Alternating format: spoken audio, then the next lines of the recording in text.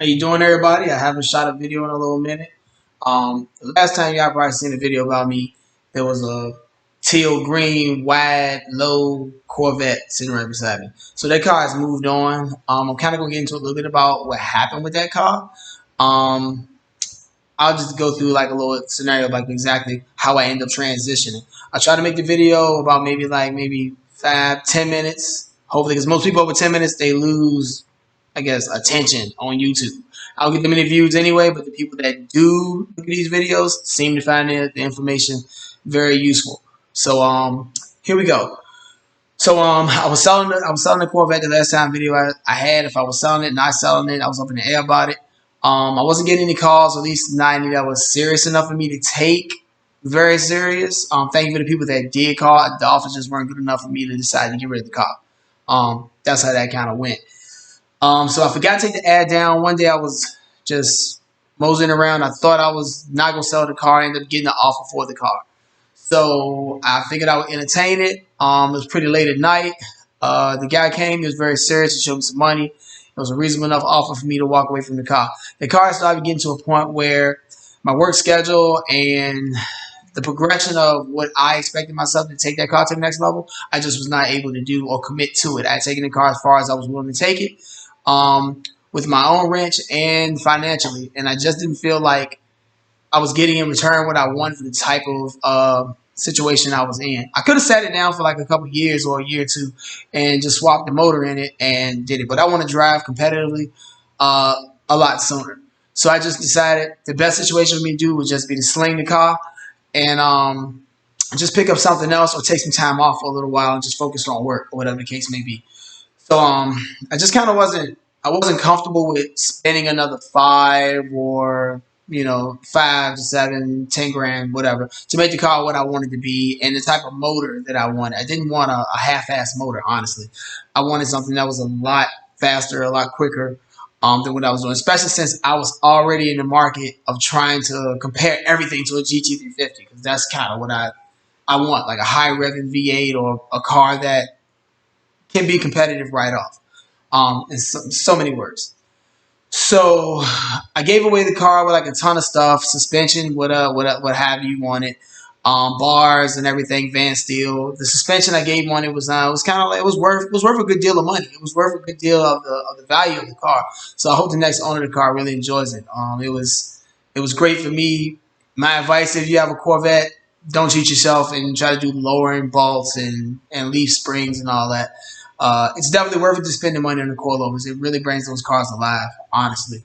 So, the next thing was that I was just up in the air whether I was gonna sell or not sell or stay out of the game for a while. But when you get the itch, you get the thirst. I don't think that being in the cars is something you can turn on or off. It's that you're always into it. You're always into it. You're always driving on the highway. You're always looking at a car. You're always knowing somebody that's in the cars. Even when you're out of the market, you're still in the market. When you're out of the market, you're still on Craigslist. You're still on Facebook Marketplace. You're still looking at all these cars that are out there for sale. And that's kind of where I was at. I was just trying to figure out if once I sold the car, was I going to buy something? Was I not going to buy something? Cars I was targeting was like maybe another C4. I was going to find a cleaner C4 that was running, maybe one with some more upgrades and maybe throw some more suspension back on it.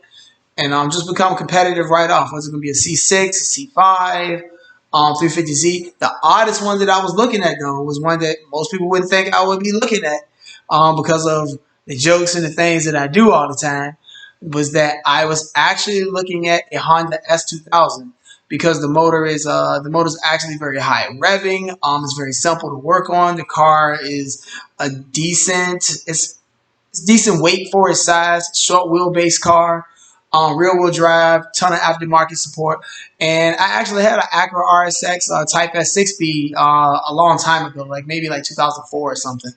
Very responsive car. I had a ton of suspension on that. It was really nice. So I did find one that was in Hampton. I think it was a military guy or something getting deployed. But he ended up selling it before I could get loose from work, so I did not buy that car. What it wasn't because I didn't think the car was nice. The car was actually cool. I dig the color that was in it, and I was just gonna put a hard top on it. It came with some coilovers and stuff already, and that was kind of I was really gonna be after, but I just couldn't get loose from work, so it didn't work out. It is what it is. Everything happens for a reason. So I kind of stayed on the market looking, just things, seeing what cars is out there. And it was real frustrating at first. For the next week or so, it was very frustrating because after I sold the car, it's frustrating when you have money and there's no damn deals. So that's kind of crazy how that works out. 'Cause when you're broke, all the deals show up. When you're broke, I mean, all the deals are there. It's always when you're not in the market, somebody got a car, somebody's trying to sell a car. It is what it is. You just end up finding all the deals when it's the wrong time. So, the temptation is always there. And just as far as spending the money on a car is concerned. But I was actually in the barber shop and my son was getting a haircut. I actually found what we have right here. So I kind of went after this car and it popped out really at me. I'm not gonna say I wasn't in the market for a fixed roof. A fixed roof just wasn't in my budget at the time for me to buy a Z06 or anything like that. Z06 is running between 18 and 20 some $1,000 sometimes, and I was like, nah, I don't know if I want to spend that kind of money on a car that old. So this car jumped out at me. It was on Facebook Marketplace. It was a great deal. I got it way less than 15, way way less than 15, and I couldn't believe the ad myself. But hey, man, the pandemic, people lose their jobs and they just want to get rid of stuff. So I was there to take advantage. It is what it is. So I thought the guy wasn't going to return the ad. Actually, the ad was so old, I didn't think he even had the car anymore. So I picked it up locally. Just down in the Chesapeake area toward Norfolk. So I ended up getting it. This is not a Z06, by the way. This is a 1999 fixed roof car. The fixed roof only came in 1999. From 1999 to 2000 was the fixed roof. As a Z51 package, only comes in a 6-speed. So I don't do the automatic stuff. But anyway, it's only a 6-speed car. Just like GT350s, they only come in a 6-speed car. So it's cool. I like the fixed roof thing. It's like 12% more rigidity, structural rigidity in the car when they made them. Everything after 2000, 2001 to 2004 is actually a Z06. So the car has an LS1 in it. Not quite stock, but yeah, it's an LS1 that is based off. A lot more power though. Great car, runs really good so far, no problems. Been kind of busy with work, so I haven't had too much time to really push it like I want. But in the future, it will be getting a lot of things done with it. Kind of mostly similar to where I left off with my other car. Maybe do wide body, maybe do wider quarter panels. Definitely gonna get some better suspension and stuff on here. Could be BC Racing, could be Van Steel, might be a mix of both. But they'll be getting some of that, some of the things. I'll just end up doing a review on this a little further down the line. But that's kind of what happened with my other C4. My C4 was great. I don't have any complaints about it. I would own another one maybe later on down the line when I'm not as busy.